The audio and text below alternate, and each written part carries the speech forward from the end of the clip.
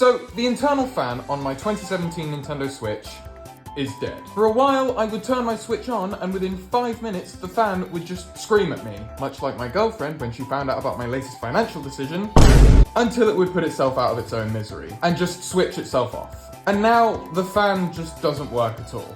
The Switch can operate for about an hour and then will switch, no pun intended, itself off due to overheating. I tried having a desk fan pointed at it permanently, but this was terrible for my desire to use my Switch as God intended, on the go. And for the fact that it's British autumn, so not only is running a fan inside an unnecessary expense, it's also freezing cold. The final straw was when I got the new Mario Party game, tried taking my screaming toddler of a game system to a friend's house, and discovered that taking a desk fan to your mate's shared accommodation is f***ing weird. I had 3 options immediately available to me. 1, buy a new Switch. But that's expensive, and I love my 2017 Nintendo Switch. 2, mail it away to get fixed by a professional. But have you ever tried mailing away your Switch? It's like purposefully leaving grandma in a hot car that's also rolling down a hill. Don't do that. 3, fix it myself. I looked at a tutorial, it looked easy, and so that's what I decided to do. I bought screwdrivers, a new fan, and new thermal paste, and I sat down, I got 3 screws out, and then 1 got stripped, I couldn't get it out, and so I promptly gave up and put it all back together. After that, I did the only thing any reasonable man on minimum wage would do in 2024 when the Nintendo Switch 2 is right around the corner. I put grandma in a hot car. I bought a Switch OLED. And this was a great idea until I realized I had to tell my girlfriend that I just spent a big chunk of savings on a Switch OLED when we're currently saving for a trip to Japan. She's gonna kill me. Anyways, let's unbox this sucker. Okay, what am I doing? Okay, there's a flap. I never thought I'd get to do this again because I was pretty set on sticking with my base Nintendo Switch for the entire time I was gonna have this. Okay, let's take this stuff out. Oh, these are pretty. I always wanted the white ones. I don't know, I just think it looks really slick and cool, and I've never actually seen one of these in person. Oh, there's the actual Switch. Okay, let's pop that aside and I'm gonna look at the Joy-Con first. I'm just gonna pop this over here. I know there's extra stuff in there, but we'll get to that. Okay, didn't need to knock my camera. Okay, Joy-Con. Oh my gosh. You're not gonna believe this, guys. They're Joy-Con, that's for sure. New Joy-Con always feel nice, like nice and grippy. Yeah, those are definitely Joy-Con. I feel like if this was like a 2017 unboxing, I'd be a lot more like, oh my gosh, look at these controllers, but like, it's been 8 years. What do you want from me? Anyway, let's have a look at the star of the show, and that is the actual Switch. Ooh, got a bit fingerprinty on that. This is pretty. Oh, that's so much better. Oh my gosh. Okay, this is the kickstand, and that is, yep, ain't nothing gonna knock that over unless you like actually try to, I guess. Ooh, let's just do that. Game card slot.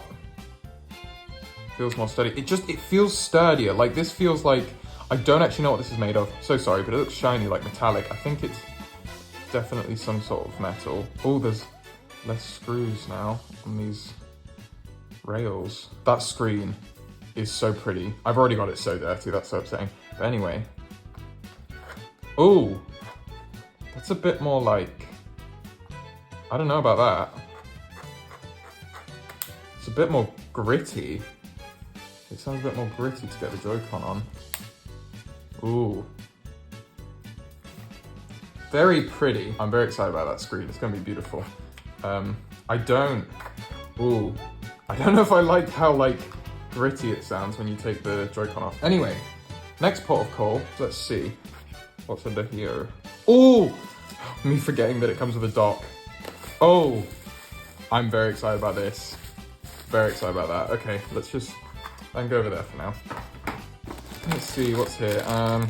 HDMI, power cable, grip. Joy-Con, I've got 2 of these. Are these any different? Oh, whoops. Are these any different from... I mean, the strings look a bit different than the 2017 ones, unless the colors just come out of mine. But yeah, these look pretty much like the same bit of kit. So, right, power cable. I think that's pretty... We all know what that is. I mean, like, at this point, you're not watching this video because, you know, you want to know what's in a Nintendo Switch box. Let's check the grip out, which I'm sure is exactly the same product that I've already got. Oh, it just looks a lot shinier. Very shiny, very cute, very nice. Let's keep that grip nice and shiny, even though I'll probably never use that because I'm a Pro Controller boy. Right, let's see this new dock. Slightly nervous, because I don't know, I don't really know what to expect from this. Oh, I actually just got goosebumps. I don't care if that's weird. Look at that. Oh, that's pretty. And then out the back. Oh, that just comes off. That's great, because you see, these bits I've learned recently, these bits on the old Switch dock, they just break off eventually, which is really upsetting, because now I just don't have a back on some of these. But this already, it's just snap off, which is a lot better. LAN goes straight in, that's nice. HDMI, AC. It just looks very... It looks more professional. It looks like a bit more, like a sturdy bit of kit. And on the inside, it looks nice and shiny. Kind of, I want to say, it seems like there's a little more like padding that's going to be nicer against the screen. And I'm still going to put a screen protector on this, but that looks like it would be less of a problem on the Switch's screen. Right, so next, now we've unboxed it, is putting a screen protector on this, which God, I hate this, let alone doing it on camera. I've got this one, I've got an AM film one, which is the same sort of screen protector I put on my original Switch. But I'm nervous about this because there's a protective film already on the OLED screen, which people have said can peel off if you're not careful. And if I mess this up, I'm a little bit worried that I'm going to end up peeling that off.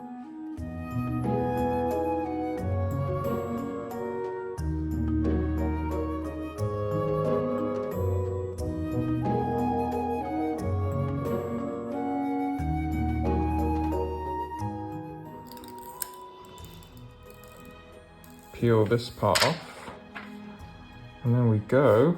Oh my gosh, that was the best screen protector installation I've ever done. Let's power this on for the first time.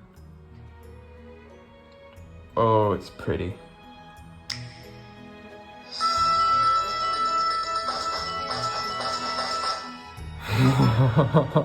Oh, that was nostalgic. Now I guess it's time to get this set up.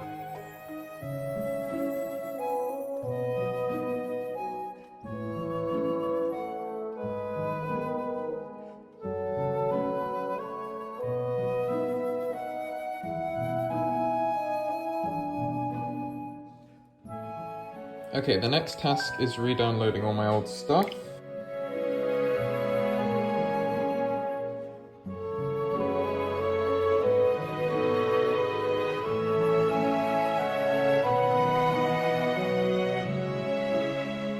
Okay, so from here, I think I'm just gonna stick it in the dock, get it all downloading. I'll come back with some actual impressions at another time. Okay, so this is a few days later. I've had a few days to get used to it, use it a bit in handheld mode, and continue transferring everything over. I managed to get everything transferred over, including my Animal Crossing island, which is a lot easier than tutorials made it out to be. They were like, oh my god, if you do something slightly wrong, you could lose your Animal Crossing stuff, and it's like, it's fine.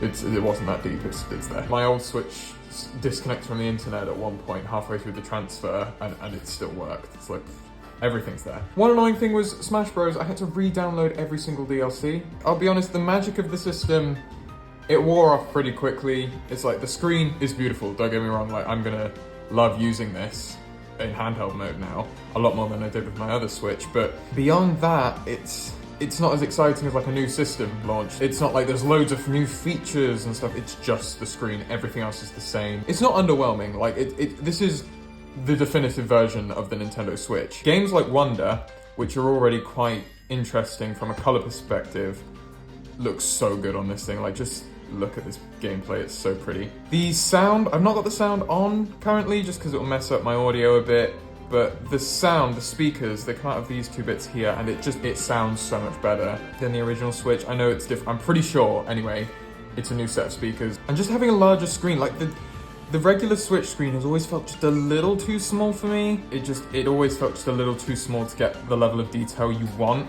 when you're playing these games. Like, the whole thing about this console is playing home console games on the go, but the original Switch, it felt like quite a significant downgrade just in terms of size of the screen and the amount of detail you could see on the Switch. Plus, with this new screen, there's less glare. Like, I'd be able to play outside on a hot summer day and not be worried that the sun's bearing down on the screen and I can't see anything. Another great thing about the bigger screen is the fact that playing this multiplayer is way better. So if I was playing Smash with a friend, we'd be like huddled around a teeny tiny screen, but this is like just about the right size that you can both get around it nicely. But yeah, like, finishing thoughts on this, going into Switch 2, do I regret my purchase on this? No.